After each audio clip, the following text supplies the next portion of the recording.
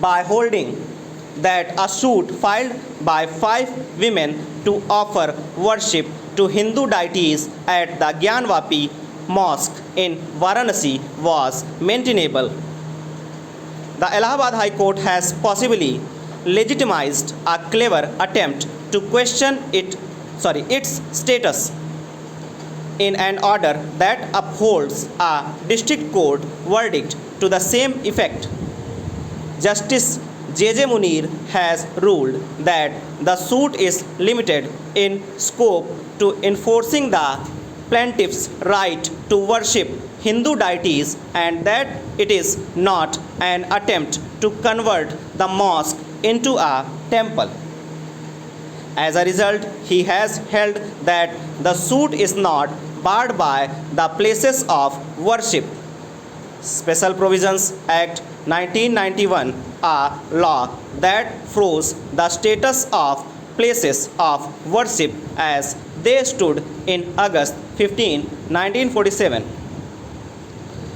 In the process, the court has rejected the objections by the Committee of Management and the Anjuman Masjid, Varanasi, that the suit is barred by the 1991 law, as well as the Uttar Pradesh Waqf Act 1995 and the UP Sri Kashi Vishwanath Temple Act 1983. Given the fact that Hindu has been quite active in claiming that several places of worship of Muslims had been constructed on the ruins of Hindu temples after their demolishment, it is a matter of concern that the judiciary has endorsed the use of legal means to lay the foundation to building a possible future claim on the Gyanvapi mosque. The court is right in nothing that while deciding a motion to reject a civil suit at the threshold, it has to limit itself the assertions made in the plaint. The plaintiffs have claimed that Hindu deities were being worshipped at the mosque before and after August 15, 1947.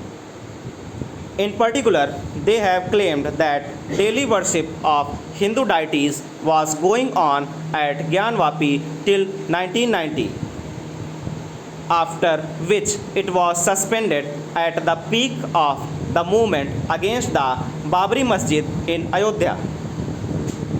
After 1993, it was limited to a single day every year. A relevant question is whether it is merely a suit to assert a right to worship or if it is part of a larger design. The court has rejected the objection that the suit is an instance of clever drafting to cover up an attempt to change the mosque's status.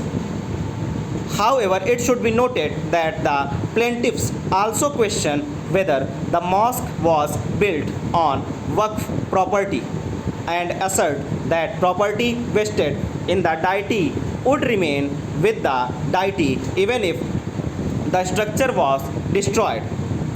It will be truly unfortunate if the customary right of worship is allowed to lead to incremental or creeping changes to the mosque's status over.